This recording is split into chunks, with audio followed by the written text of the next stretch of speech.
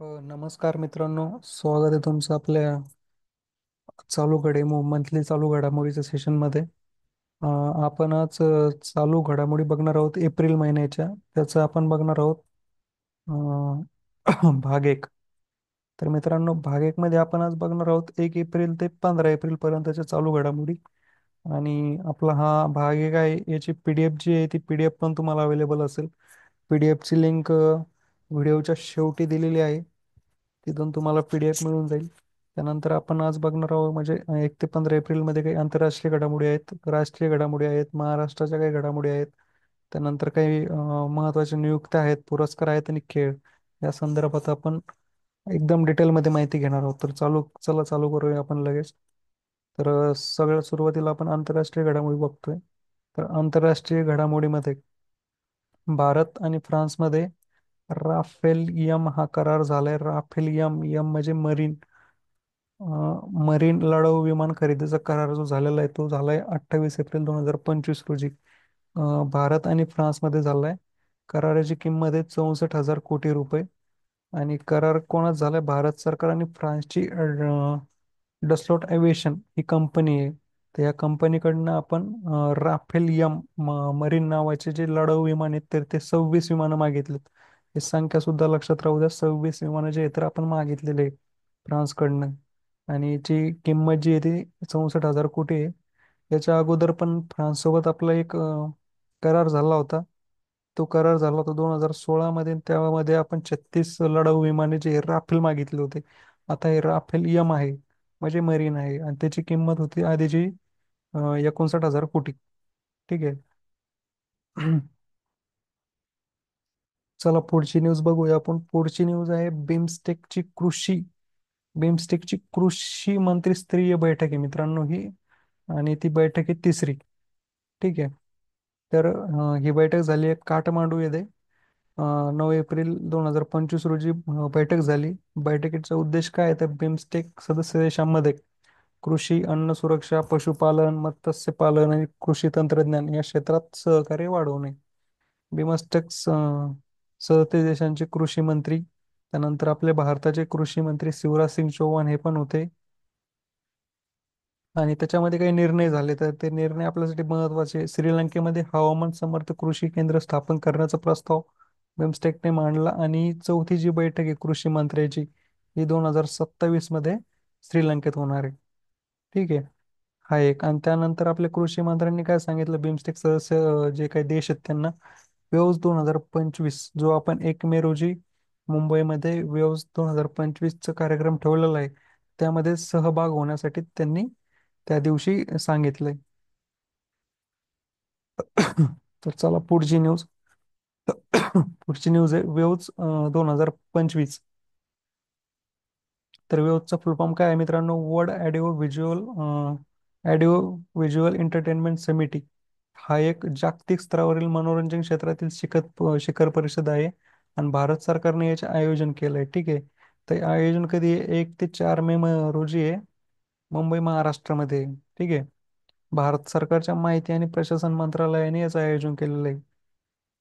त्यानंतर त्याचा उद्देश काय आहे तर भारत आणि इतर देशातील चित्रपट, संगीत, वेब सिरीज, ओटीटी माध्यमातून त्यांना एकत्र आणणे, नवीन कलाकार, लेखक, निर्माते, तंत्रज्ञान एक व्यासपीठ मिळवून देणे आणि भारताला कंटेंट हब बनवणे हा वेव्हचा उद्देश आहे.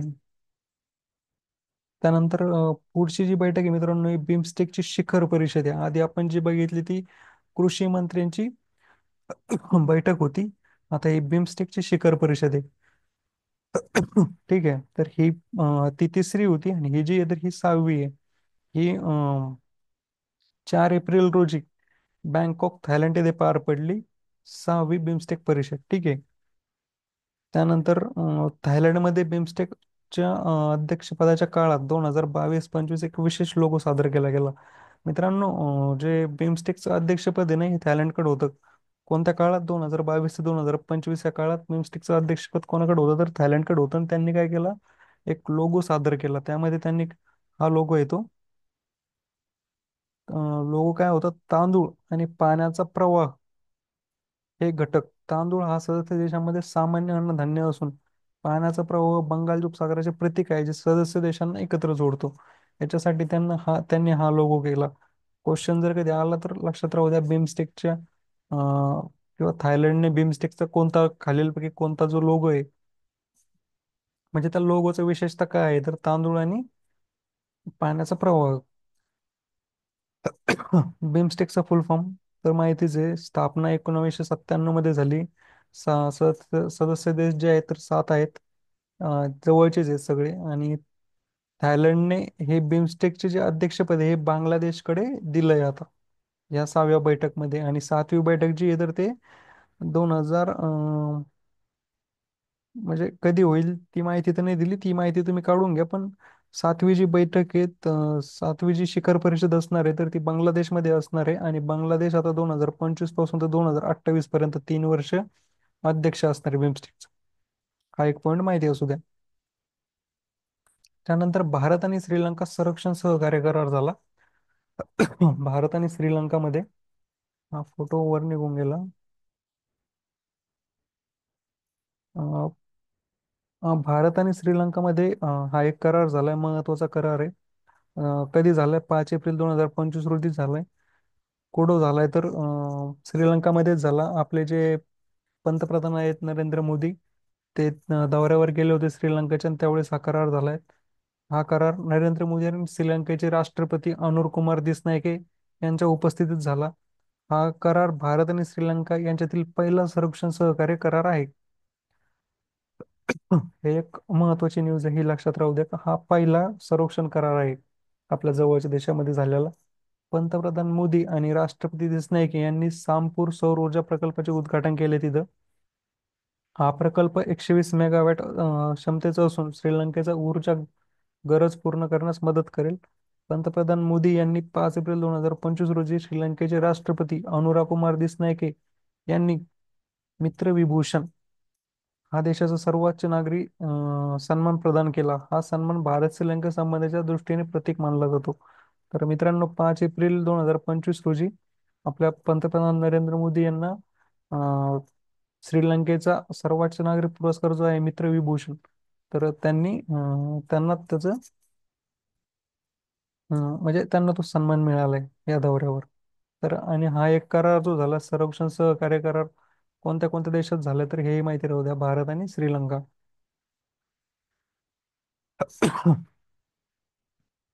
त्यानंतर पुढची जी न्यूज आहे ती आहे एक्केम 2025चा सराव. तर ही एक एक्सरसाइज आहे. ही एक्सरसाइज कोणाकोणामध्ये झाली तर भारत आणि जे आफ्रिकन देश आहेत, त्या आफ्रिकन देशामध्ये झालेली आफ्रिकन देशामध्ये झालेला हा पहिलाच एक सराव आहे. हा एक सगळ्यात महत्वाचा आहे. पहिलाच सराव आहे. आफ्रिका इंडिया की मॅरिटाईम एंगेजमेंट हा पहिलाच बहुपक्षीय नौदल सराव आहे जो भारत आणि आफ्रिकन देशामध्ये सागरी सहकार्य वाढवण्यासाठी आयोजित करण्यात आला आहे. त्याचा नावाचा अर्थ पण इथं दिलेला आहे. 13 ते 18 एप्रिल मध्ये हा सराव पार पडलाय. आणि त्याचं ठिकाण काय आहे तर दार अस सलाम शहर आहे टांझानिया या देशामध्ये. तर तेही माहिती असू द्या कुठं झाला तर. आणि हा सराव दर 2 वर्षांनी घेण्याची योजना त्यांनी केली. हा पहिलाच सराव होता. 2025 चा 2027 मध्ये होईल. आणि एवढे देश देश जे आहेत तर ते सहभागी होते या सरावामध्ये.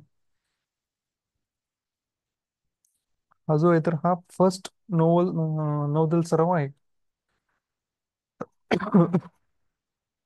त्यानंतर आता आपण बघणार आहोत काही राष्ट्रीय घडामोडी.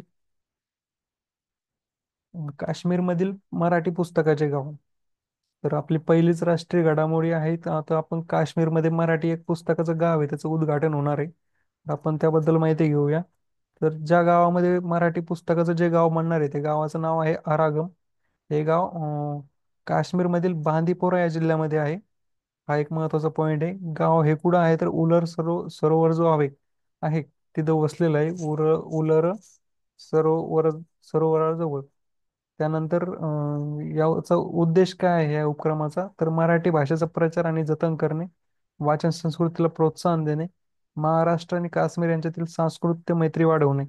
त्यानंतर कोण राबवत आहे ही योजना तर महाराष्ट्र सरकार, मराठी भाषा विभाग आणि सरहद संस्था पुणे आणि याचं उद्घाटन कधी होते तर 2 मे रोजी या प्रकल्पाचं औपचारिक उद्घाटन होणार आहे. आणि आरागाम गाव हे काश्मीरमधील पहिले मराठी पुस्तकाचे गाव असणार आहे. तर इथं पण त्याची न्यूज दिलेली आहे, हेही तुम्हाला माहिती असू द्या. त्यानंतर मित्रांनो, हा एक असा क्वेश्चन आहे, 2025 मधील आरबीआयचा रेपो दर. तर हा क्वेश्चन आदिवासी विभागामध्ये विचारला गेलेला आहे. आणि हा क्वेश्चन काय आला होता तर आरबीआयने रेपो दर कितीने कमी केला. तर 0.25ने जो येतो तो आरबीआयने रेपो दर कमी केला एप्रिल 2025 मध्ये, आणि फेब्रुवारी 2025 मध्ये पण 0.25ने तो कमी झालेला आहे.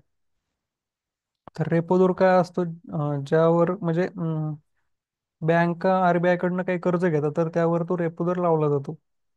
आणि एकूण कपात किती झाली आहे आतापर्यंत 2025 मध्ये, तर 0.50% जी आहे तर ती कपात झालेली आहे.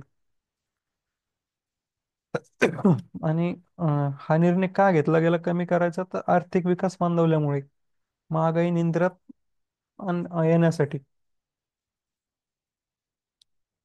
त्यानंतर पुढची जी न्यूज आहे आपली ती आहे पहिली एटीएम ऑन बोर्ड ट्रेन. तर मित्रांनो, भारतामध्ये पहिलीच अशी एक ट्रेन आहे, आता समजा ट्रेन आहे का त्यामध्ये आपण एटीएम ची सुविधा जी आहे ती भारत सरकारने त्यामध्ये चालू केली आहे. तर ट्रेनचं नाव आहे पंचवटी एक्सप्रेस. ही पहिलीच अशी ट्रेन असणार आहे की जिथं एटीएम जे आहे त्या ट्रेनमध्ये असणार आहे. आणि हे एटीएमचं उद्घाटन कधी करण्यात आलं तर 15 एप्रिल 2025 रोजी एटीएमचं उद्घाटन करण्यात आलं या पंचवटी ट्रेनमध्ये. आणि याचं म्हणजे या उपक्रमाचं नाव काय आहे तर पायलट प्रोजेक्ट. भारतीय रेल्वेने 2025 मध्ये हा प्रोजेक्ट सुरू केला. आणि एटीएम कोणत्या बँकेने प्रोव्हाइड केलं तर बँक ऑफ महाराष्ट्राने हे एटीएम जे आहे ते प्रोव्हाइड केलं. आणि कोणत्या कोचमध्ये असणार आहे तर एसी चेअर कार कोचमध्ये ते बसवले जाणार आहे. आणि ही जी पंचवटी एक्सप्रेस आहे ही मुंबई टू मनमाड जंक्शन ही या रूटवरती धावत असते. आणि पुढे ती हिंगोलीलाही जाते. त्यानंतर पुढची जी न्यूज आहे ती पंबन सी बीच, भारताचा पहिला समुद्र पूल. पंबन सी ब्रिज, भारताचा पहिला समुद्र पूल. तर मित्रांनो, या पुलाचं उद्दिष्ट काय आहे आपण ते जाणून घेऊया. पंबन सी ब्रिज भारतातील तामिळनाडू राज्यात आहे. हा पूल पंबन बेट आणि मुख्य भूभागातील मन्नान उपसागर यांना जोडतो. रामेश्वरम हे हिंदू धर्मातील पवित्र तीर्थक्षेत्र या बेटावर आहे. आणि हे जे हा जो ब्रिज आहे हा ब्रिटिश शासनाने बनवला होता 1870 मध्ये. या पुलाची योजना आखली आणि 1911 मध्ये बांधकाम सुरू झाले होते. सॉरी, 1870 मध्ये त्यांनी जी योजना आहे तर ती योजना आखली होती आणि 1911 मध्ये बांधकाम झालं होतं. त्यानंतर याचं उद्घाटन जे आहे तर 1914 मध्ये झालं होतं. आणि हा भारताचा पहिला समुद्रावरील पूल म्हणून उद्घाटन झाले होते. तर भारताचा पहिला समुद्राचा पूल जो आहे तर तो आहे पंबन सी ब्रिज. पण मग आता हा कराडमध्ये का आला तर याच्या जवळच एक पूल जो आहे तो बांधला गेला, त्याला पण नवीन पंबन ब्रिज असं म्हणलं गेलं. त्याचं उद्घाटन जे आहे ते 6 एप्रिल 2025 रोजी झालं आपल्या पंतप्रधानांच्या हस्ते. आणि हा जो पूल आहे हा व्हर्टिकली सिटली ब्रिज आहे. म्हणजे तो इथं दिलंय मी खाली तसं ते. हा जो पूल आहे हा उचलला जाऊ शकतो. आणि तो उचलला असं जाऊ शकतो की त्यामध्ये ट्रेन पण जाऊ शकते. आणि याच्या खालून हा जर उचलला गेला की याच्या खालून ट्रेनही जाऊ शकते, याच्या खालून जहाज जाऊ शकते. आणि ट्रेन जाण्यासाठी हा खाली करता येतो, म्हणजे असं डिझाईन केलेला आहे तो. 2 ट्रॅकसाठी डिझाईन केलेला आहे, सध्या एकच ट्रॅक कार्यरत आहे. भारतातला पहिला धावत्या ट्रेनसाठी उघडता येणारा पूल आहे हा. पंतप्रधान मोदींनी रामेश्वरम ते तांबन एक्सप्रेसला हिरवा झेंडा दाखवला. म्हणजे याच्यावरून कोणती ट्रेन धावली हाही क्वेश्चन आला तर हेही लक्ष राहू द्या. रामेश्वरम ते तांबन एक्सप्रेसला हिरवा झेंडा पण दाखवला त्यांनी. याची जी लांबी आहे ती 2.8 किलोमीटर एवढी आहे. त्यानंतर पुढची जी न्यूज आहे ती आहे डीआरडीओने गौरव लॉंग रेंज ग्लाइड बॉम्बची यशस्वी चाचणी केली. तर ही चाचणी 8 ते 10 एप्रिल 2 दिवसामध्ये पूर्ण झाली. ही चांदीपूर ओडिसा डीआरडीओच्या इथल्या केंद्रात झाली. हा बॉम्ब विमानातून 100 किलोमीटरवर लांब अंतरावर लक्ष्यावर हल्ला करू शकतो. आणि हा जो बॉम्ब आहे, हा बॉम्ब विमानातूनच फेकला जाईल आणि एक 100 किलोमीटरच्या लांब अंतरावर हल्ला करेल. तर हा बॉम्ब कोणत्या विमानात बसवला जाणार आहे? तर लढाऊ विमानाचं नाव आहे SU-30 MKI. SU-30 MKI हे जे विमान आहे, तर हे रशिया आणि भारताच्या सहकार्याने विकसित करण्यात आलेले आहे. आणि बॉम्बचं नाव काय आहे? तर गौरव बॉम्ब. जो काही बॉम्ब म्हणजे बनवलाय, ज्याची चाचणी झालेली आहे, DRDOनेच बनवलंय आणि त्याची चाचणी ओडिसामध्ये झाली आहे. त्या बॉम्बचं नाव आहे गौरव बॉम्ब. आणि हा बॉम्ब ह्या लढाऊ विमानामधून लॉन्च केला जाणार आहे. तर याची चाचणी ओडिसामध्ये झाली आणि 100 किलोमीटर पर्यंत हा बॉम्ब जाऊ शकतो. त्यानंतर वप दुरुस्ती विधेयक 2025. तर वप दुरुस्ती विधेयक 2025 हे भारत सरकारचे वफ मालमत्तांच्या व्यवस्थापनावर पारदर्शकता, उत्तरदायित्व आणि कार्यक्षमतेसाठी केलेले महत्वपूर्ण विधेयक आहे. हे विधेयक वप कायदा 1995 मध्ये, वपचा जो जुना कायदा होता 1995चा, याच्यामध्ये सुधारणा करून 8 एप्रिल 2025 पासून लागू करण्यात आला आहे. हा नवीन कायदा वप दुरुस्तीत सुधारणा कधी झाली? तर 8 एप्रिल 2025 रोजी झाली, असं आपल्याला सांगता येईल. आणि आधीचा जो कायदा होता तो 1995चा होता. मूळ कायदा जो आहे तो 1995चा आहे. त्यानंतर हे विधेयक कोणी सादर केलं? तर किरण रिजिजू, अल्पसंख्याकचे व्यवहार मंत्री आहेत, त्यांनी सादर केलं लोकसभेमध्ये 8 ऑगस्ट 2024 रोजी. आणि 288 मतांनी याला लोकसभा मंजुरी सुद्धा भेटली. त्यानंतर राज्यसभा मंजुरी भेटली 128 मतांनी. त्यानंतर राष्ट्रपतींची मंजुरी भेटली 5 एप्रिल रोजी. आणि 8 एप्रिल पासून हा जो आहे, तर याची अंमलबजावणी जी आहे ती सुरू झाली. तर विधेयकाच्या प्रमुख तरतुदी, याच्यामध्ये काही तरतुदी होत्या, तर त्या तरतुदी काही काढण्यात आल्या, काही चेंज करण्यात आल्या. ह्या सगळ्या तरतुदी दिलेल्या आहेत, तुम्ही एकदा बघून घ्या. जसं की महिला आणि विविध मुस्लिम पंथांचे प्रतिनिधित्व, नॉन मुस्लिम सदस्यांचा समावेश असणार आहे. म्हणजे याच्यामध्ये जे आहे, तर महिला सुद्धा म्हणजे असणार आहे. त्याच्यानंतर हे जे वब जे असणार आहे, याच्यामध्ये आता वप मंडळामध्ये, हा जे मंडळ असणार आहे, याच्यामध्ये नॉन मुस्लिम सदस्य सुद्धा असणार आहेत 2. त्याच्यामध्ये महिला सुद्धा असणार आहेत 2. अशा गोष्टी आहेत. तर हे पूर्ण तुम्ही बघून घ्या, तुम्हाला समजून येईल वाचलं की. तर वाचलं की समजून येईल, एवढं सोप्या भाषेत दिलेलं आहे ते. त्यानंतर पोषण पखवाडा 2025. तर पोषण पखवाडा हा भारत सरकारच्या महिला व बालविकास मंत्रालयाच्या पुढाकाराने 8 एप्रिल ते 22 एप्रिल दरम्यान देशभरात साजरा करण्यात आला. पोषण पखवाडा कधी साजरा झाला? तर 8 एप्रिल ते 22 एप्रिल पूर्ण देशभरात जो आहे, तर तो साजरा केला गेला. आणि महत्व म्हणजे महाराष्ट्रामधील नंदुरबारमध्ये नुक्कड नाटक खेळून कुपोषण विषयी जागरूकता वाढवली गेली. त्यानंतर मिझोराममध्ये हेल्थ वॉक आयोजित केला गेला. आणि ही जी पोषण पखवाडाची आवृत्ती होती किंवा एडिशन होतं, तर किती होतं? 7वं एडिशन होतं. आणि पोषण पखवाड्याच्या काही थीम दिलेला आहे: focus on the first 100 days of child life. म्हणजे मुलांचा जन्म झाल्यापासून 100 दिवस त्यांच्या आरोग्यावर, त्यांच्या लाईफवर जे आहे, तर ते फोकस करणं. तर ह्या सगळ्या गोष्टी म्हणजे 4 थीम आहेत त्याच्या. माहिती असू द्या तुम्हाला, रीड करून घ्या तुम्ही. राज्यपाल आणि विधेयकावरील निर्णय. तर मित्रांनो, राज्यपाला राज्यपाल आणि विधायक म्हणजे ज्यावेळेस मंत्रिमंडळ एखादं विधेयक राज्यपालाकडे देतं मंजुरीसाठी, तर त्यानंतर राज्यपालांनी काय करावं याबद्दल इथं माहिती दिलेली आहे. तर अनुच्छेद 200 मध्ये दिलेलं आहे, राज्यपालांकडे विधेयक आल्यानंतर काय केलं जातं. तर विधेयकाला एक तर मंजुरी देता येते, विधेयक एक तर मंजुरी नाकारता येते, विधेयक पुन्हा विधानमंडळाकडे पाठवता येते, किंवा ते म्हणजे एखादा मोठा प्रॉब्लेम असेल तर ते राष्ट्रपतीकडे सुद्धा पाठवलं जातं. असं हे आर्टिकल आहे. आर्टिकल 200 मध्ये असं दिलेलं आहे.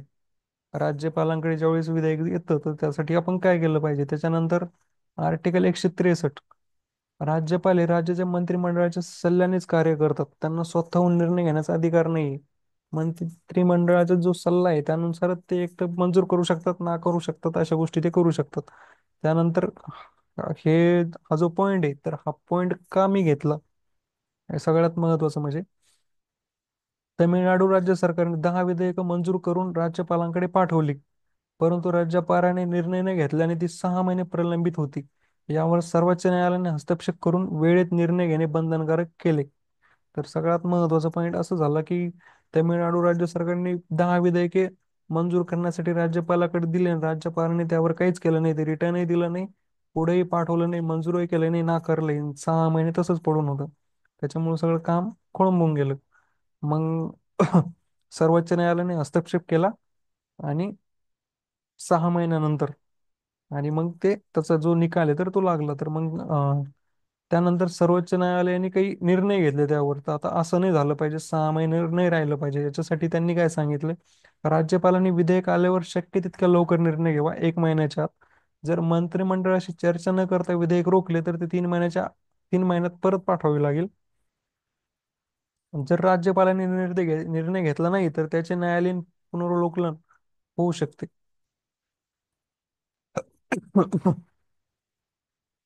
एक राज्य एक ग्रामीण बँक. मित्रांनो, आपल्याला सगळ्यालाच माहिती आहे, जसं की आपल्या महाराष्ट्रामध्ये महाराष्ट्र ग्रामीण बँक आहे.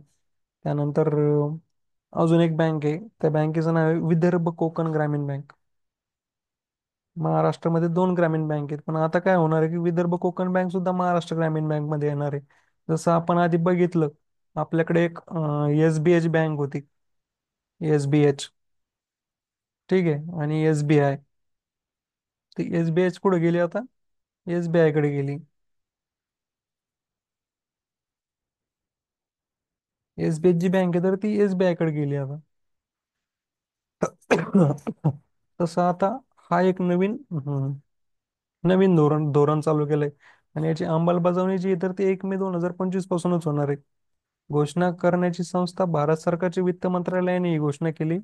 भारतात 1975 पासून ह्या बँका चालू आहेत. अं, भारतात 1975 पासून प्रादेशिक ग्रामीण बँका ज्या आहेत तर त्या चालू केल्यात. ठीक आहे. पण प्रत्येक राज्यात 3 3 4 4 बँका झाल्यामुळं आता हा निर्णय घ्यावा लागतोय. म्हणजे काय काय प्रॉब्लेम झाला त्याच्यामुळे आता हा निर्णय घ्यायचा होता, एक राज्य एक ग्रामीण बँक. तर महाराष्ट्रामध्ये किती येते माहिती असू द्या, विदर्भ कोकण ग्रामीण बँक, महाराष्ट्र ग्रामीण बँक. आणि नवीन जे नाव होणार आहे तर ते होणार आहे महाराष्ट्र ग्रामीण बँक. त्यानंतर बाकीच्या राज्याबद्दल पण काय माहिती दिलेली ही तुम्ही माहिती असू द्या.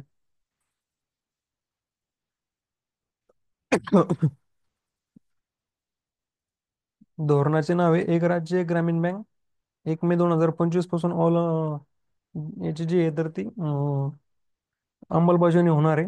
त्यानंतर मुख्य उद्दिष्ट RRB चे एकत्रीकरण, काय म्हणतात त्याला, regional rural bank, sorry, regional rural बँकचे एकत्रीकरण, म्हणजे वेगवेगळ्या बँके एकच ठेवणे.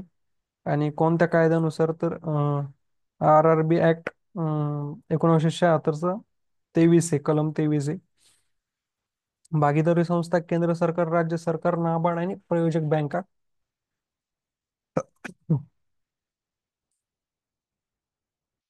त्यानंतर आपली पुढची जी न्यूज आहे ती हे राष्ट्रपती श्रीमती द्रौपदी मुर्मू यांनी विशेष पोस्टेज स्टॅम्प जो आहे तर तो जारी केलाय. हा जो स्टॅम्प आहे तर हा त्यांनी जारी केलाय, पण हा केलाय का, त्याचं महत्व, हा कधी केला, का केला, हे पण आपल्याला माहिती असावं. 1 एप्रिल 2025 रोजी भारताच्या माननीय राष्ट्रपती श्रीपती द्रौपदी मुर्मू यांनी भारतीय रिझर्व्ह बँकेच्या 90व्या वर्धापन दिनानिमित्त एक विशेष पोस्टेज स्टॅम्प जारी केला. हा कुठं केला तर मुंबई येथील national centre for the performing arts मध्ये हा कार्यक्रम झाला. या पोस्टेज स्टॅम्प मध्ये कोलकाता येथील RBI चे ऐतिहासिक मुख्यालयाचे चित्र आहे. मुंबईमध्ये त्यांनी मुंबईमध्ये म्हणजे RBIचा 90वा वर्धापन दिन होता. त्यानिमित्त त्यांनी हा जो विशेष पोस्टेज स्टॅम्प आहे तर तो त्यांनी जारी केलाय. आणि कुठं केलाय तर मुंबईमध्ये केला. मुंबईमध्ये हा सोहळा पार पडला, हे माहिती असू द्या. त्यानंतर याच्यावर एक स्टॅम्पवर एक वाक्य आहे, स्टॅबिलिटी, ट्रस्ट अँड ग्रोथ, हे वाक्य आहे. तर हे तुम्ही माहिती असू द्या. त्यानंतर दिल्ली विधानसभा, सौर ऊर्जेवर चालणारी पहिली विधानसभा. दिल्ली विधानसभा ही देशातील पहिली संपूर्ण सौर ऊर्जेवर चालणारी विधानसभा बनत आहे. ही सगळ्यात महत्वाचा पॉईंट आहे. देशातली पहिली संपूर्ण सौर ऊर्जेवर चालणारी विधानसभा. त्यानंतर याचं उद्घाटन 9 एप्रिल 2025 रोजी झालंय दिल्ली विधानसभाचं. याची क्षमता जी असणार आहे 500 किलोवॅट असणार आहे. आणि बचत किती होणार आहे तर मासिक 15 लाख आणि वार्षिक 2 कोटीचं वीज बिलाची बचत होणार आहे.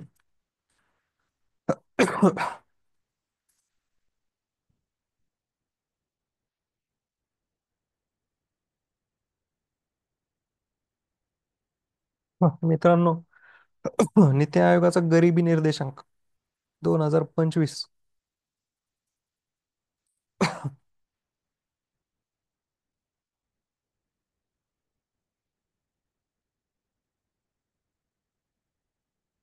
नीती आयोगाचा गरिबी निर्देशांक 2025 जो आहे तर तो सादर केलाय. आणि या अहवालाचं नाव काय आहे? Multi dimensional private in India since 2005-06 पासून हा निर्देशांक जो आहे तर तो सादर केला जातो. त्यानंतर याच्यामध्ये भारताची स्थिती काय, तर 2015-16 मध्ये 24% लोक जे आहे तर ते भारतामध्ये गरीब होते. तर आता किती आहे तर 11.28% लोक जे आहे तर ते भारतामध्ये गरीब आहे. म्हणजे एवढी वाढ झालेली, म्हणजे काय म्हणता येईल त्याला की सुधारणा झालेली. तर याचा अर्थ काय होतो, 2015-16 मध्ये 24.85 लोक गरीब होते. 2022-23 मध्ये प्रमाण घटून 11.28 झाले. म्हणजे 13.5 कोटी लोकांची गरिबीतून सुटका झाली.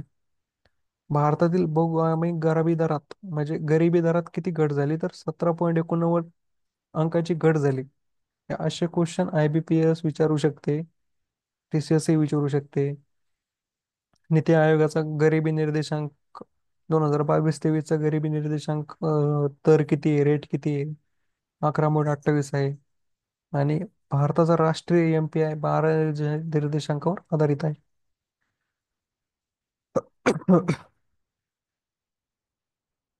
तमिळनाडू राज्यामध्ये एप्रिल 2025 मध्ये 6 उत्पादनांना GI टॅग जो आहे तर तो मिळालेला आहे. तर 6 उत्पादनांची लिस्ट इथे दिलेली आहे. ही लिस्ट तुम्ही बघून घ्या. त्यानंतर इथं काय सांगितलं की तमिळनाडू हे भारतातले दुसऱ्या क्रमांकाचं राज्य आहे ज्याला हा GI टॅग जो आहे तर तो मिळाला आहे. आणि पहिलं कोणतं आहे तर उत्तर प्रदेश आहे. या 6 याच्यामध्ये काय आहे तर एक पेंक्रूट जँक फ्रूट आहे, मोठ्या आकाराचं गोड चव असलेलं एक फळ आहे. पाणरोटी केशव आहे, कुरकुरीत आणि सौम्य गोडसर काजू म्हणता येईल त्याला. पुलियांदी ऍसिड लाईम, आंबट चव असलेला लिंबू आहे. आणि विरुंदकर सांबा वॉटर, पारंपरिक वाळवलेले तांदूळ आहेत. त्यानंतर चेट्टुकुलम स्मॉल ओनियन, तीव्र सुगंध चव असलेला लहान कांदा.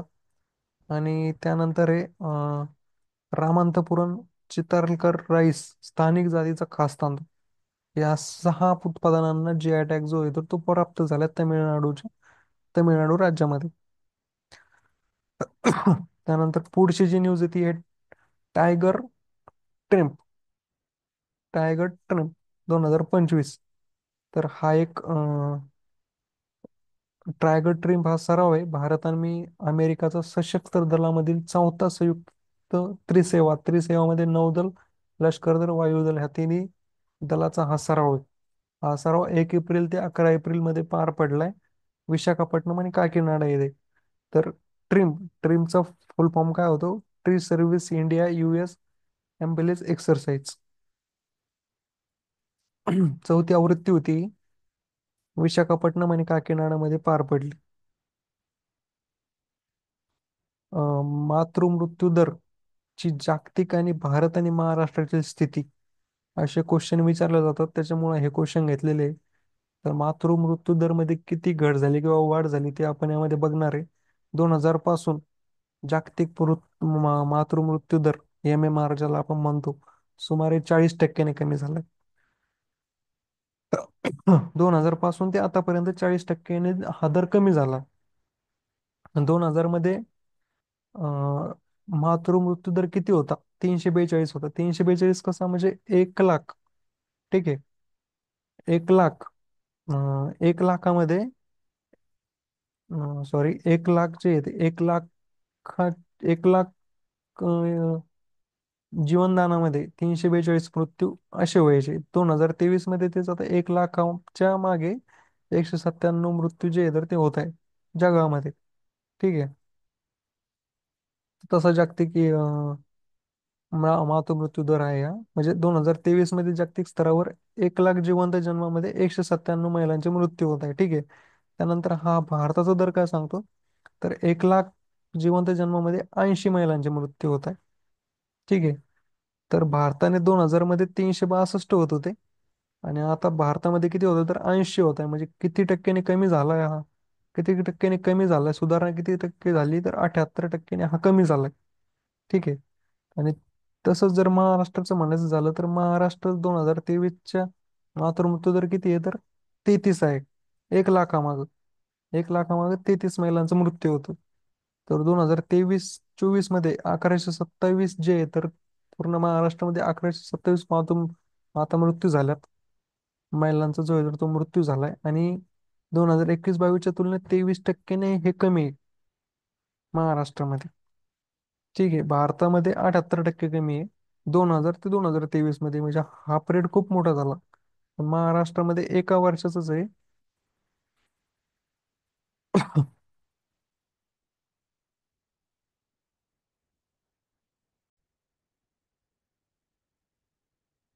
चला आपण पुढची न्यूज बघूया.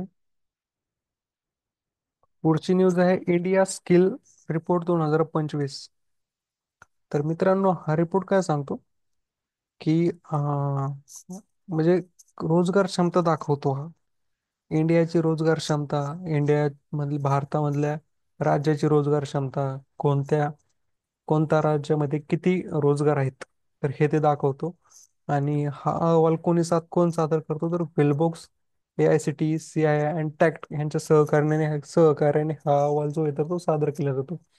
याच्यामध्ये काय सांगितलंय, रोजगार क्षमता म्हणजे ज्या तरुणांना नोकरी मिळण्यास सक्षम असे त्यांची टक्केवारी दिलेली.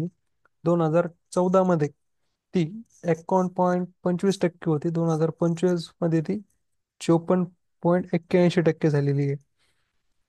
म्हणजे भारताची जी क्षमता होती रोजगार देण्याची तर आधी ती 51.25 होती 2024 मध्ये. 2025 मध्ये 54.18 झाली. म्हणजे याच्यामध्ये वाढ झाली रोजगार क्षमतामध्ये. ठीक आहे. 3.56% तर ती वाढ झालेली आहे स्किल इंडिया रिपोर्ट्स मध्ये. याच्यामध्ये महाराष्ट्राचा प्रथम क्रमांक आहे. महाराष्ट्राची रोजगार क्षमता किती आहे? 84%. महाराष्ट्रामध्ये जास्त रोजगार आहेत असं त्याला म्हणलं जाईल. त्यानंतर दिल्लीचा नंबर लागतो, नंतर कर्नाटक, आंध्र प्रदेश आणि केरळ. आणि सगळ्यात महत्वाचं अजून एक, की सगळ्यात जास्त पगार कोणत्या राज्यात येतो तो केरळ राज्यात आहे. म्हणजे पेमेंट जास्त कोणतं राज्य पे करतं तर केरळ करतं असं म्हणता येईल. त्यानंतर अनुसूचित जातींचे वर्गीकरण, SC कॅटेगरी बद्दल बोलायचं आहे आपल्याला. तर तेलंगणा जे राज्य आहे, तेलंगणा राज्याने अनुसूचित जातीचे वर्गीकरण केलंय. आणि असं करणार हे भारतातलं पहिलं राज्य आहे. तेलंगणा जे राज्य आहे तर ते पहिलं आहे. अं, म्हणजे SC अंतर्गत वर्गीकरण करणार, कॅटेगरी अंतर्गत वर्गीकरण करणार भारतातलं हे पहिलं राज्य आहे. 14 एप्रिल 2025 रोजी डॉक्टर बाबासाहेब आंबेडकर जयंतीच्या दिवशी तेलंगणा सरकारने schedule caste rationalisation of reservation act 2025 जो आहे तर तो लागू केलाय. ज्यामुळे राज्यातील अनुसूचित जातींना 3 गटामध्ये विभागले गेले: ग्रुप 1, ग्रुप 2 आणि ग्रुप 3. असं तेलंगणा हे अनुसूचित जातींच्या उपवर्गीकरणाची अंमलबजावणी करणारे पहिलंच राज्य आहे. हा जो कायदा आहे, हा कायदा त्यांनी लागू केलाय 14 एप्रिल रोजी. आणि याच्यात काय केलं, सुरुवातीला जे होतं SC कॅटेगरीमध्ये एकूण 15% आरक्षण. ठीक आहे. ते 15% आरक्षणाचं त्यांनी वर्गीकरण केलंय. म्हणजे ग्रुप A मध्ये 15 उपजाती येतात. त्याची लोकसंख्या एवढी पर्सेंट आहे. म्हणजे टोटल 100% जी SC कॅटेगरीची काय म्हणता येईल त्याला, लोकसंख्या आहे त्याच्यापैकी 15 उपजाती आहे, आणि ती 15 उपजातीची लोकसंख्या 3.288% आहे. तर त्यांना किती आरक्षण दिलं? 1% आरक्षण दिलं. हा, ठीक आहे. सामाजिक, आर्थिक आणि शैक्षणिक दृष्ट्या मागासलेले आहेत जास्त, म्हणून त्यांना एवढं आरक्षण दिले. त्यानंतर ग्रुप बी मध्ये काय केलंय की 18 जाती आहे आणि त्याची लोकसंख्या भरपूर आहे, म्हणून त्यांना काय केलं तर 9% आरक्षण दिले. मध्यम स्तरावर लाभ मिळालेला जाती, तर यांना लाभ कमी मिळाला, यांना लाभ जो आहे तर तो जास्त मिळालाय. ठीक आहे. त्याच्यानंतर ग्रुप 3, म्हणजे असं वेगवेगळे ग्रुप केले. SC कॅटेगरीमध्येच त्यांनी अजून वर्गीकरण केले. आणि हे करायचं कोणी सांगितलं तर सर्वोच्च न्यायालयानेच सांगितलं की राज्य सरकारनं अनुसूचित जातीचे उपवर्गीकरण करण्याचा अधिकार असल्याचे त्यांनी मान्य केले. कधी केलंय हे? 2000 ऑगस्ट 2024 मध्ये केलं. आणि याची अंमलबजावणी करणारं कोणतं पहिलं राज्य आहे? तर तेलंगणा हे राज्य पहिलं राज्य आहे. हे माहिती असू दे.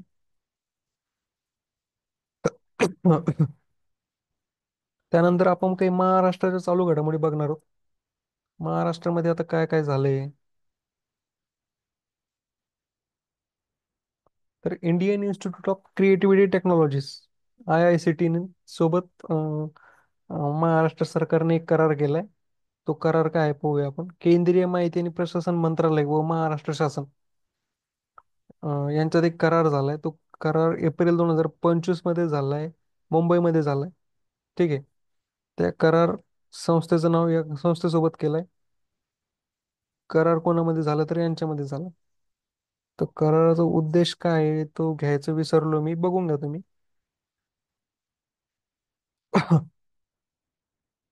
त्यानंतर महाराष्ट्रात बाईक टॅक्सी, सॉरी हा, ई बाईक आहे इथं. फक्त बाईक टॅक्सीच झाली इथं. ई बाईक टॅक्सीला मान्यता दिली आहे. ठीक आहे. महाराष्ट्रामध्ये 1 एप्रिल 2025 रोजी राज्य मंत्रिमंडळाने इलेक्ट्रिक बाईक टॅक्सी धोरणास मान्यता दिलेली आहे. आणि हे कोणत्या शहरामध्ये असणार आहे तर ज्या शहराची लोकसंख्या 1 लाखापेक्षा जास्त आहे. ठीक आहे.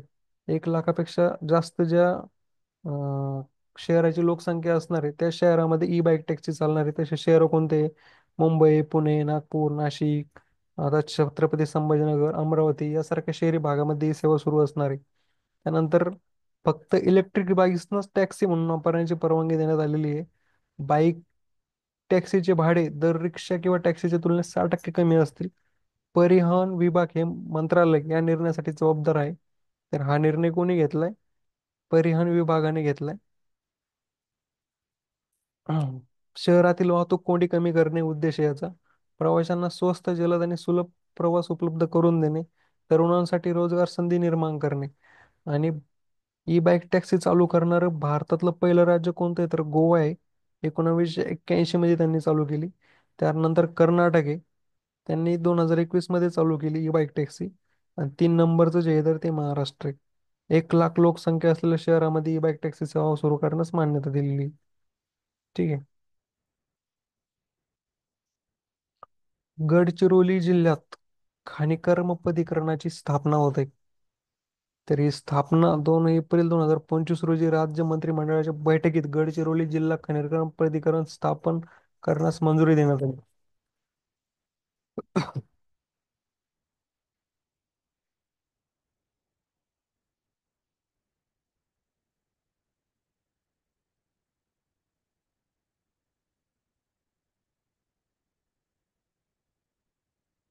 तर मित्रांनो, गडचिरोली जिल्ह्यात जे आहे, तर गडचिरोली जिल्ह्यामध्ये खनिक्रम प्राधिकरणाची स्थापना होणार आहे. ठीक आहे. याची मंजुरी 2 एप्रिल 2025 रोजी झाली. आणि या प्राधिकरणामध्ये 13 सदस्य असणार आहेत, ज्यात खनिक्रम मंत्री उपाध्यक्ष म्हणून कार्यरत असतील. आणि याचा उद्देश काय आहे तर गडचिरोली जिल्ह्याला पोलाद उपकेंद्र, स्टील हब म्हणून विकसित करण्याचा राज्य सरकारचा धोरण आहे. त्यानंतर जय जय महाराष्ट्र माझा राज्यगीत वाजवणे अनिवार्य झाले. तर जय जय महाराष्ट्र गीत जे आहे मित्रांनो ते वाजवणे आता, म्हणजे शाळामध्ये ते राज्यगीत वाजवणे, गाणे हे महत्वाचंच झालेलं आहे. 31 जानेवारी 2023 रोजी झालेल्या महाराष्ट्र राज्य मंत्रिमंडळाच्या बैठकीत जय जय महाराष्ट्र माझा या गीताला राज्यगीताचा दर्जा जो आहे तर तो देण्यात आलाय. तर या गीताला गीताचा दर्जा कधी मिळालाय? 31 जानेवारी 2023 रोजी मिळालाय. पण हा लागू कधी करण्यात आला? आपल्या छत्रपती शिवाजी महाराजांच्या जयंतीच्या रोजी 19 फेब्रुवारी 2023 रोजी राज्यगीत म्हणून लागू करण्यात आला. याचे गीतकार कोण आहे? तर कविवर्य राजे निळकंठ बंडे, त्यानंतर संगीतकार श्रीनिवास खळे, गायक शाहीर कृष्णराव साबळे आहेत. आणि या गीताचा कालावधी किती आहे तर 1 मिनिट 41 सेकंद, 1.41 एवढा आहे. एप्रिल 2025 पासून राज्यातील सर्व माध्यमांच्या शाळांमध्ये दैनिक सत्र सुरू होण्यापूर्वी राष्ट्रगीतानंतर राज्यगीत वाजवणे हे अनिवार्य करण्यात आलेले आहे. आणि याची अंमलबजावणी कोण करणार आहे तर सामान्य प्रशासन विभाग आणि शालेय शिक्षण क्रीडा विभाग यांच्या माध्यमातून होणार आहे. त्यानंतर पुढची जी न्यूज आहे आपली ती आहे नव्या गोगल गाईचा जो आहे तर तो नव्या गोगल गाईच्या प्रजातीचा शोध जो आहे तर तो लागलेला आहे. ही आहे ती नवी गोगल गाय जिचा शोध लागलाय. ठीक आहे, हा शोध कुठं लागला तर आपण तो बघूया. हा शोध कोल्हापूर जिल्ह्यातील उत्तर पश्चिम घाटातील तीन देवरामध्ये लावण्यात आलाय. आणि हे जे तीन देवराय जो आहे ते गाव आहे कोल्हापूर जिल्ह्यामध्ये पश्चिम घाटात. तिथं या गोगलगाईचा शोध जो आहे तो लागलाय. आणि म्हणून त्याचं नामकरण काय केलंय तर डायकॅक्स देवराईवासी असं त्याचं नामकरण जे तर ते केलंय. याचा शोध कोणी लावला तर दहिवडी महाविद्यालयाचे डॉक्टर अमृत भोसले, ठाकरे वाईल्ड लाईफ फाउंडेशनचे संशोधक तेजस ठाकरे, अक्षय खांडेकर, तसेच आमदार शशिकांत शिंदे, महाविद्यालयाचे डॉक्टर ओमकार यादव यांचा सहभाग आहे याच्यामध्ये. प्रजातीचं नाव डायगॅक्स देवराईवासी. हिचा आकार जो आहे तर एकदम 5 मिलीमीटर पेक्षा लहान आहे. कुठे मिळालंय तर तीन देवराईमध्ये, पश्चिम घाटातील तीन देवराई कोल्हापूर जिल्हा, हे लक्षात असू द्या. आणि ह्या गोगलगाईचा एक पुस्तकामध्ये, पुस्तक म्हणता येईल किंवा मॅगझिन म्हणता येईल, एक आंतरराष्ट्रीय शोध पत्रिका, त्याच्यामध्ये याचा लेख जो आहे तर तो लेख आलाय. तर कोणत्या पुस्तकात आलाय? जर्नल ऑफ कॉन्कोलॉजी या पुस्तकात आलाय. आणि याचा शोध कधी लागलाय? मार्च-एप्रिल 2025 मध्ये लागलाय.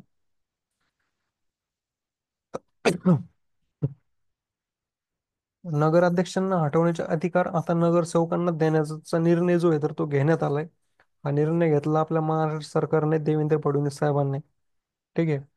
पूर्वीची प्रक्रिया काय होती आपण ती समजून घेऊया. नगराध्यक्ष हटवण्यासाठी एकूण निवडून आलेल्या नगरसेवकांपैकी किमान 50% सदस्यांनी प्रस्ताव सादर करावा लागायचा. त्यानंतर जिल्हाधिकारी तपासणी करून राज्य सरकारकडे अंतिम निर्णयासाठी प्रस्ताव पाठवत असे. पण आता तसं नाही. आता सुधारणा काय आहे? एकूण निवडून आलेल्या नगरसेवकांपैकी 2/3 म्हणजे 3 पैकी 2 सदस्यांनी नगराध्यक्ष हटविण्याचा प्रस्ताव सादर केल्यास जिल्हाधिकारी 10 दिवसाच्या आत एक विशेष सभा बोलवेल. त्याच्यामध्ये त्या सगळ्या सदस्यांच्या एक मतदान घेईल. आणि जर मतदानामध्ये म्हणजे ज्याच्याकडून मतदान लागेल तर ते नगराध्यक्ष जो आहे तर तो हटवता येईल. त्याचा कायदा कोणता आहे तर महाराष्ट्र नगर परिषद अधिनियम 1965. त्याच्यामध्ये काय सांगितलंय? नगरसेवकांना नगराध्यक्ष हटवण्याचा अधिकार आहे. असा कायद्यामध्ये दुरुस्ती करण्यात आली आहे आता 2025 मध्ये. हा एक इम्पॉर्टंट पॉइंट आहे आपल्यासाठी. प्राचीन सकलेश्वर मंदिर राज्य संरक्षित स्मारक म्हणून घोषित. तर महाराष्ट्र शासनाने अंबाजोगाई येथील ऐतिहासिक आणि प्राचीन सकलेश्वर महादेव मंदिर हे बीड जिल्ह्यामध्ये आहे. हा एक पॉइंट लक्षात असू द्या. ज्याला बाराखामी मंदिर म्हणून ओळखले जाते, हे राज्य संरक्षित स्मारक म्हणून घोषित केले. हा निर्णय 2025 एप्रिल महिन्यात घेण्यात आलाय. अंबाजोगाई येथील ह्या मंदिराचा इतिहास चालुक्य काळाशी संबंधित आहे. 118 शिल्पावेश या परिसरात आढळले आहेत. त्यानंतर या मंदिराची खासियत म्हणजे यामध्ये 12 खांब आहेत, म्हणून याला 12 खांबी असे म्हणले जाते. आणि मंदिर कुठे आहे तर अंबाजोगाई इथे आहे. मंदिराच्या परिसरात 2024 मध्ये उत्खनन केले असता दोन प्राचीन मंदिराच्या पाया सापडले. आणि मराठवाड्यातील एकमेव 12 खांबी मंदिर आहे. महाराष्ट्र शासनाने 2025 एप्रिलमध्ये सकलेश्वर मंदिर महादेव मंदिराला राज्य सर्वोच्च स्मारक म्हणून घोषित केले.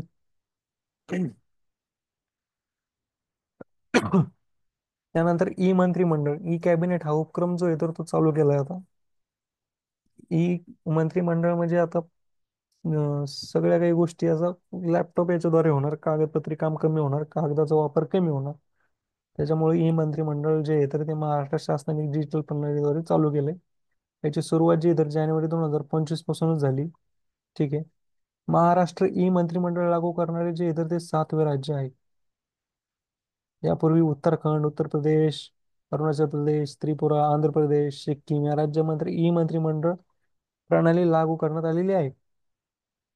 आणि महाराष्ट्रामध्ये या प्रणालीचे सादरीकरण कोणी केले तर जे मुख्य सचिव आहेत सुजाता सौनिक यांनी केले. आणि जे मुख्यमंत्री आहेत तर यांनी उपक्रमाला जे आहे तर ते सुरुवात केली. आणि कोणाद्वारे चालवलं म्हणजे NIC कडून by NIC e cabinet by NIC म्हणता येईल त्याला. महाराष्ट्र सरकारचा कायद्याच्या मृत्यू प्रकरणी भरपाई निर्णय, तर हा जो निर्णय आहे, हा 15 एप्रिल 2025 रोजी घेण्यात आलाय. तर याच्यामध्ये काय सांगितलं गेलंय, जर कारागृहामध्ये एखादा कैदी आहे, तो जर कधी अपघातामुळे मारला गेला किंवा निष्काळजीपणामुळे प्रशासनाच्या निष्काळजीपणामुळे जर त्याचा मृत्यू झाला तर त्याच्या वारसांना 5 लाख रुपये जी आहे तर ती रक्कम मिळेल. पण कोणत्या परिस्थितीत मिळेल आणि कोणत्या परिस्थितीत नाही मिळणार त्या गोष्टी पण इथे दिलेल्या आहेत, तर त्या तुम्ही रीड करून घ्या. आणि आत्महत्या जर केली तर त्या परिस्थितीमध्ये 1 लाख रुपये मिळणार. बाकी जर त्याचं वय झालं, नैसर्गिक मृत्यू झाला, जर तो पळून गेला, जामिनावर सुटका झाल्यावर मृत्यू झाली किंवा त्यांनी उपचार नाही घेतला त्याच्यामुळे त्याच्यावर त्याची मृत्यू झाली तर मग नाही भेटणार. नंतर ग्रामीण भागात रोजगार देण्यात महाराष्ट्र जो आहे तर तो प्रथम आहे. आपण आधीच बघितलं की महाराष्ट्र जो आहे तो 84% आहे. याच्यामध्ये सुद्धा नोकरी क्षमतामध्ये आपण आधीच बघितलं, तो नीती आयोगाचा जो आहे तो अहवाल होता. आणि हा जो आहे तर हा महाराष्ट्राने 2024-25 आर्थिक वर्षात महात्मा गांधी राष्ट्रीय ग्रामीण रोजगार हमी योजना जी मनरेगा योजना आहे त्याच्यामध्ये प्रथम स्थान मिळवले. याच्यामध्ये त्यांनी काय केलंय तर महाराष्ट्राने 2024-25 मध्ये 2.55 पट अधिक रोजगार निर्माण केले. म्हणजे जेवढं केलं पाहिजे होतं त्याच्यापेक्षा 2.55 पट अधिक केलं. म्हणजे दोन केलं पाहिजे होतं, दोनच्या ऐवजी चार, आणि चार पेक्षा पण 5, 5.5 जे आहे तर ते करण्यात आलं असं म्हणता येईल आपल्याला. जे राष्ट्रीय सरासरीपेक्षा पण जास्त आहे. राज्याने 6 लाख अधिक कुटुंबियांना 100 दिवसांचे जे आहे ते रोजगार दिलेले आहे. 2005 म्हणजे 2005 मध्ये जी आहे तर ही योजना चालू झाली होती मनरेगा. आणि याच्यामध्ये काय सांगितलं होतं तर ग्रामीण भागातील लोकांना 100 दिवसाचे तरी काम मिळालं पाहिजे. आणि महाराष्ट्रामध्ये 2006 मध्ये जर याची अंमलबजावणी जी आहे तर ती चालू झाली. आणि 2024-25 मध्ये मनरेगाने जे आहे तर ते ह्या आर्थिक वर्षात किती पट रोजगार निर्माण केला तर 2.55 पट महाराष्ट्राने जो आहे तर तो रोजगार निर्माण केला. तर त्यात वाढ झाली. घरकुल बांधण्यासाठी 5 ब्रास पर्यंत मोफत वाळू जे आहे तर ते महाराष्ट्र सरकार देणार आहे. महाराष्ट्र सरकारची योजना आहे ही योजना. ची घोषणा जी तर ती कोणी केली होती, महसूल मंत्री चंद्रशेखर बावनकुळे यांनी 15 मार्च रोजी नागपूर पत्रकार परिषदेत केली. आणि मंत्रिमंडळात ही योजना मंजूर कधी झाली तर 8 एप्रिल 2025 रोजी झाली. ठीक आहे. आणि काय सांगितलं गेलं तर नवीन वाळू उत्खनन व वितरण धोरण 2025 अंतर्गत ही योजना अं, चालू केली गेली. ठीक आहे. मंजूर वाळूचा दुसऱ्या कार्यासाठी जर वापर केला तर एवढा दंड आकारला जाईल. ठीक आहे. आणि जर कधी अवैध वाळू वाहतूक म्हणजे ट्रॅक्टरद्वारे जर कधी वाळू वाहतूक केली तर 1 लाख जो आहे तर तो दंड आकारला जाईल. आणि वाहन पण जप्त केलं जाईल. नंतर आता आपण बघणार आहोत काही महत्वाचे नियुक्ती आणि पुरस्कार. शिवछत्रपती क्रीडा पुरस्कार 2025, तर शिवछत्रपती क्रीडा पुरस्कार 2025 16-18 एप्रिल 2025 रोजी पार पडला. पुण्यामध्ये जो आहे तर तो पार पडला. त्यानंतर याचे अध्यक्ष कोण होते तर राज्यपाल CP राधाकृष्णन हे याचे अध्यक्ष होते. आणि शकुंतला खटावर यांना शिवछत्रपती क्रीडा जीवन गौरव पुरस्काराने यांना सन्मानित करण्यात आलं. आणि हा कोण आहेत तर माजी राष्ट्रीय कबड्डीपटू आणि संघटक हे आहेत. जीवन गौरव जो पुरस्कार मिळतो त्याची रक्कम 5 लाख आहे. आणि शिवछत्रपती क्रीडा पुरस्कारांची रक्कम जी आहे ती 3 लाख आहे. शिवछत्रपती क्रीडा पुरस्कार थेट काही लोकांना मिळालेले आहेत, तिची यादी भरपूर आहे. काहीतरी 20-25 लोक होते त्याच्यामुळे मी त्यांची यादी नाही घेतली. फक्त यांना जीवन गौरव पुरस्कार मिळालाय म्हणून मी यांचीच एक न्यूज इथे घेतलेली आहे. ज्या निधी तिवारी आहेत या पंतप्रधानांच्या खासगी सचिवपदी यांची नियुक्ती झालेली आहे. तर निधी तिवारी कोण आहेत? 2014 बॅचच्या IFS इंडियन फॉरेन सर्व्हिस च्या अधिकारी आहेत. आणि नोव्हेंबर 2022 मध्ये यांच्याबद्दल काही माहिती बघायची झाली तर नोव्हेंबर 2022 मध्ये PM ऑफिसच्या अंडर सेक्रेटरी होत्या या. त्यानंतर 2023 मध्ये यांची पदोन्नती होऊन डिप्टी सेक्रेटरी झाल्या. त्यानंतर यांची आता नियुक्ती झाली आणि आता या पंतप्रधानांच्या खाजगी सचिवपदी यांची नियुक्ती करण्यात आली.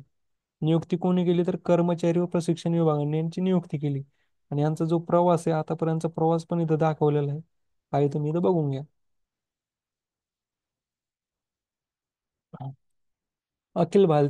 भारतीय मराठी साहित्य महामंडळाच्या अध्यक्षपदी प्राध्यापक मिलिंद जोशी. अखिल भारतीय मराठी साहित्य महामंडळ, साहित्य संमेलन नाही, साहित्य संमेलनाचं अध्यक्षपद हे फक्त 3-4 दिवसापर्यंत असतं, जेवढे दिवस ते साहित्य संमेलन होतं. पण हे साहित्य महामंडळाचं अध्यक्षपद आहे. तर हे किती दिवसासाठी आहे? हे आहे 3 वर्षासाठी. आणि आता कोणाला मिळाले? प्राध्यापक मिलिंद जोशी हे त्याच्या अध्यक्षपदी असणारे मंडळाच्या. फक्त संमेलनाच्या नाही, संमेलन फक्त हे 3 दिवसाचं असतं किंवा 2 दिवसाचं, 5 दिवसाचं, 1 दिवसाचं येऊ शकतं. आणि ही निवड मतदानविनाच झालेली आहे, सर्वसंमतीने झालेली आहे. ही निवड 2025 मध्ये झाली, एप्रिल महिन्यामध्ये. त्याच्यानंतर त्यांचा कार्यकाळ हा 3 वर्षाचा असणार आहे. या कालावधीमध्ये महामंडळाचे मुख्यालय जे असणार आहे तर ते महाराष्ट्र साहित्य परिषदकडे पुण्यामध्ये असणार आहे. आणि याच्या अगोदर जे होतं तर ते कुठं होतं? नाशिक, कोल्हापूर, मुंबई या ठिकाणी होतं. मंडळाची स्थापना 1906 ची आहे. आणि पहिलं साहित्य संमेलन 1907 मध्ये मुंबईमध्ये झालं होतं. आणि यावेळेचं जे अखिल भारतीय मराठी साहित्य संमेलन आहे तर ते दिल्लीमध्ये पार पडले 98 हे आपल्याला सगळ्यांना माहिती आहे. आणि संमेलनाच्या अध्यक्ष ज्या होत्या तर त्या तारा भावलकर का काय नाव आहे त्यांचं त्या होत्या. ते तुम्ही माहिती असू द्या. त्यानंतर मिताली मुखर्जी यांची रॉयटर्स इन्स्टिट्यूटमध्ये संचालकपदी नियुक्ती झाली. तर ही नियुक्ती 8 एप्रिल रोजी झाली. मिताली मुखर्जी यांची ऱ्युटर इन्स्टिट्यूट जरी लक्षात ठेवलं तरी चालेल. ऱ्युटर इन्स्टिट्यूटमध्ये डायरेक्टर ऑफ जर्नलिस्ट प्रोग्राम म्हणजे पत्रकार कार्यक्रम संचालक म्हणून नियुक्ती झाली. मिताली मुखर्जीची नियुक्ती 8 एप्रिल 2025 मध्ये झाली. आणि रोजी रायटर इन्स्टिट्यूटमध्ये कोणत्या पदावर नियुक्ती झाली तर पत्रकार कार्यक्रम संचालक, डायरेक्टर ऑफ जर्नलिझम प्रोग्राम. त्यानंतर त्यांच्याबद्दल अशा काही माहिती. रॉयटर इन्स्टिट्यूट कोणत्या विद्यापीठाशी संलग्न आहे तर ऑक्सफोर्ड विद्यापीठाशी संलग्न आहे. असा पण पॉईंट येऊ शकतो की मिताली मुखर्जी यांची कोणत्या विद्यापीठात संचालकपदी नियुक्ती झाली तर ऑक्सफोर्ड विद्यापीठ म्हणता येईल. त्यानंतर मिताली मुखर्जी यांनी क्रॅफ्ट टू क्राईम्स हे पुस्तक लिहिलेलं आहे बरं. मिताली मुखर्जी यांनी क्रिप्टो क्राईम्स हे पुस्तक लिहिलेलं आहे. कधी लिहिले? 2024 मध्ये लिहिले. यांचं पुस्तक आहे, लक्षात ठेवा, क्रिप्टो क्राईम्सवर पुस्तक आहे. मिताली मुखर्जी कोणत्या डिजिटल प्लॅटफॉर्म सहसंस्थापक आहेत तर मनी माईल. मिताली मुखर्जी यांना 2020 मध्ये कोणती फेलोशिप मिळाली? Chewing south Asia journalism fellowship. नंतर पुढची जी न्यूज आहे ती आहे ST मंडळाच्या अध्यक्षपदी सरनाईक. प्रताप सरनाईक यांची महाराष्ट्र राज्य मार्ग परिवहन मंडळाच्या अध्यक्षपदी नियुक्ती करण्यात आली. आणि ही नियुक्ती एप्रिल 2025 मध्ये करण्यात आली आणि सरनाईक एस टी महामंडळाचे 26वे अध्यक्ष आहेत. हा पदभार स्वीकारण्यास तारीख जी आहे तर ती 10 एप्रिल आहे. नियुक्ती करणारा प्राधिकृत महाराष्ट्र शासनाचा अधिनियम व आदेशानुसार ही नियुक्ती करण्यात आलेली आहे. आणि आधीचे जे अध्यक्ष कोण होते तर संजय सेठी होते. फेब्रुवारी 2025 मध्ये ते नियुक्त झाले होते. बाकी तर एस टी महामंडळाचा इतिहास, एस ची स्थापना कधी झाली? एस टी महामंडळाची 1960 मध्ये झाली आणि पहिले अध्यक्ष कोण होते तर रघु सराई हे होते. त्यानंतर सुरेश प्रभू यांची ब्लूमबर्ग न्यू इकॉनॉमिक फोरमच्या सल्लागार मंडळावर नियुक्ती झाली. नियुक्ती झाली एप्रिल 2025 मध्ये. नियुक्ती करणारे कोण आहे तर ब्लूमबर्ग इकॉनॉमिक फोरम. नियुक्तीचे ठिकाण नवी दिल्लीमध्ये. ब्लूमबर्ग इकॉनॉमिक फोरमचे मुख्यालय कुठे आहे तर न्यूयॉर्क, अमेरिकामध्ये आहे. आणि यांच्याकडे अजून कोणते कोणते पदावर हे कार्यरत आहे तर ऋषीवर विद्यापीठ, सोनीपत, हरियाणा येथे कुलपती आहेत. आणि लंडन स्कूल ऑफ इकॉनॉमिक्स येथे अतिथी प्राध्यापक आहेत. त्यानंतर प्रवीण परदेशी, सगळ्यात महत्वाचा IMP पॉइंट. प्रवीण परदेशी मुख्यमंत्र्याच्या मुख्य आर्थिक सल्लागारपदी. प्रवीण परदेशी 1985 बॅचचे महाराष्ट्र कॅडरचे निवृत्त IAS अधिकारी आहेत, ज्यांनी 38 वर्षांहून अधिक काळ प्रशासकीय सेवेत विविध महत्वाच्या पदावर काम केले. त्यांनी नुकतेच महाराष्ट्राचे मुख्यमंत्री देवेंद्र फडणवीस यांच्या मुख्य आर्थिक सल्लागार म्हणून पदभार स्वीकारला. नियुक्ती कधी झाली? एप्रिल 2025 मध्ये झाली. ठीक आहे. मुख्य आर्थिक सल्लागार, मुख्यमंत्री कार्यालय, एप्रिल 2025 मध्ये आता चालू आहे. त्यांच्याकडे कोणते कोणते पद आहेत सध्या त्याबद्दल. मुख्य कार्यकारी अधिकारी आहेत ते महाराष्ट्र इन्स्टिट्यूट फॉर ट्रान्समिशन मित्राचे, जुलै 2023 पासून सध्या पण आहेत. त्यानंतर मुंबई हेरिटेज कन्व्हेन्शन कमिटीचे अध्यक्ष आहेत ते एप्रिल 2025 पासून. त्यानंतर परत अध्यक्ष आहेत महाराष्ट्र राज्य डेटा सुकाणू समितीचे. त्याच्यानंतर बॉम्बे नॅचरल हिस्ट्री सोसायटीचे पण अध्यक्ष आहेत ते मार्च 2023 पासून. भारताचे 52वे सरन्यायाधीश, सगळ्यात PIMP म्हणता येईल याला. PIMP. भारताचे 52वे सरन्यायाधीश न्यायमूर्ती भूषण रामकृष्ण गवई कुडालचे आहेत. तर हे आहेत अमरावती, महाराष्ट्र. ठीक आहे. तर भूषण रामकृष्ण गवई 14 मे 2025 रोजी 52वे सरन्यायाधीश म्हणून पदभार जे आहे तर ते स्वीकारणार आहे. आणि 6 महिन्यासाठी असणार आहे त्यांचा पदभार. 14 ते 14 मे ते 23 नोव्हेंबर. अनुसूचित जातीमधून सरन्यायाधीश होणार आहे हे दुसरे न्यायाधीश असणार आहे. पहिले KG बालकृष्णन होते. सध्या ते महाराष्ट्र नॅशनल लॉ युनिव्हर्सिटी नागपूरचे कुलगुरू सुद्धा आहेत. हा एक पॉईंट लक्षात असू द्या. महाराष्ट्र नॅशनल लॉ युनिव्हर्सिटीचे नागपूरचे कुलगुरू आहेत. राष्ट्रीय विधी सेवा प्राधिकरणाचे कार्यकारी अध्यक्ष आहेत नालसाचे. 2003 मध्ये मुंबई उच्च न्यायालयाचे न्यायमूर्ती होते. 2019 मध्ये सर्वोच्च न्यायालयाचे न्यायमूर्ती म्हणून नियुक्ती करण्यात आली.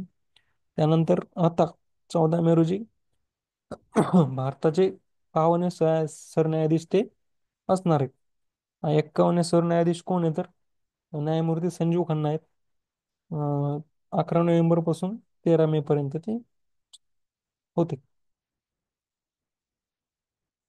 त्यानंतर आपण काही खेळासंदर्भात माहिती घेऊया. सगळ्यात महत्वाचा पॉइंट आहे हा, प्रो दिब देवधर करंडक स्मृती स्पर्धा.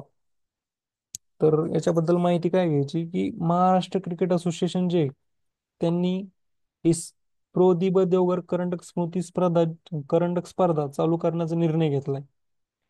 2025 पासून ही करंडक स्पर्धा होणार आहे. या स्पर्धेचे नाव आहे प्रो दिबत देवधर करंडक स्मृती स्पर्धा असे ठेवण्यात आले. प्रो दिनकर बळवंत देवधर हे भारतातील एक महान क्रिकेटपटू प्रशिक्षक होते.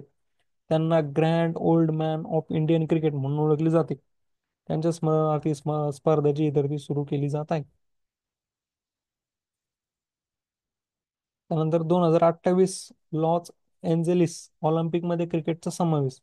आंतरराष्ट्रीय ऑलिम्पिक समिती 2028च्या लॉस एंजेलिस ऑलिम्पिक स्पर्धेमध्ये क्रिकेटचा समावेश करण्यास मान्यता मिळाली.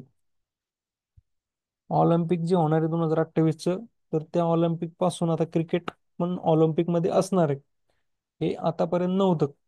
हा निर्णय मुंबईमध्ये पार पडलेल्या अं, आंतरराष्ट्रीय ऑलिम्पिक समिती च्या 141व्या अधिवेशनात ऑक्टोबर 2023 मध्ये घेण्यात आला. ऑक्टोबर 2023 मध्ये ऑलिम्पिकचं जे अधिवेशन मुंबईमध्ये पार पडलं होतं, 141वं अधिवेशन होतं ते. तर त्याच्यामध्ये हा जो निर्णय आहे तो घेण्यात आला आणि 128 वर्षानंतर क्रिकेटचं ऑलिम्पिकमध्ये पुनरागमन होत आहे. 1900 मध्ये क्रिकेट जे आहे तर ते ऑलिम्पिकमध्ये खेळलं गेलं होतं पॅरिसमध्ये. त्यानंतर आता 2028 मध्ये जे आहे तर ते खेळलं जाणार आहे. त्यावेळेस जिंकलं कोण होतं तर ग्रेट ब्रिटनचे प्रतिनिधित्व करणारा डेव्हन आणि सॉमरटेक वारांच्या संघाने फ्रान्सच्या फ्रेंच अथलेटिक्स क्लब युरोन संघावर विजय मिळवला होता.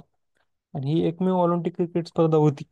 आता ती 2028 मध्ये होणार आहे. स्पर्धेचे ठिकाण 2028 असणार आहे अमेरिका, लॉस एंजेलिस.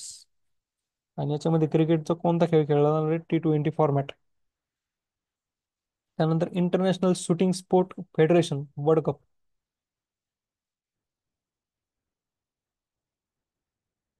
2025. तर स्मिथ कोर समरा यांनी 2025च्या इंटरनॅशनल शूटिंग स्पोर्ट फेडरेशन मध्ये वर्ल्ड कप मध्ये सुवर्ण पदक जिंकले.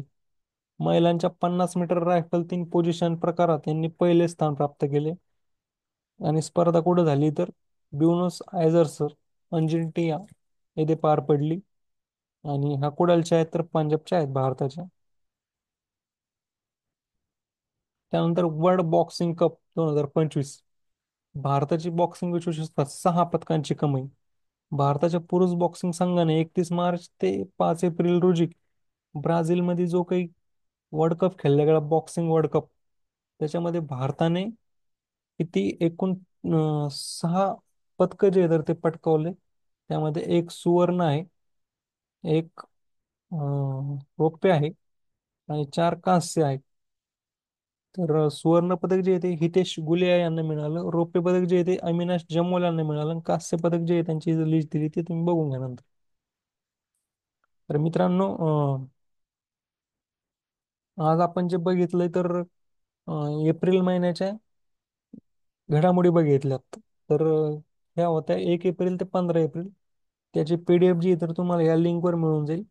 त्यानंतर टेलिग्राम चॅनलवर सुद्धा मिळून जाईल, तुम्ही त्यालाही जॉईन करून ठेवा. आणि याच्या पुढची जी आहे 15 एप्रिल ते 30 एप्रिल पर्यंत, याची पण PDF आणि व्हिडिओ एक 2 ते 3 दिवसात अपलोड केला जाईल. तर याच्यासाठी आपलं जे यूट्यूब चॅनल आहे याला सबस्क्राईब करून ठेवा. तुम्हाला याचा व्हिडिओ अपडेट मिळून जाईल. ठीक आहे मित्रांनो, थँक्यू.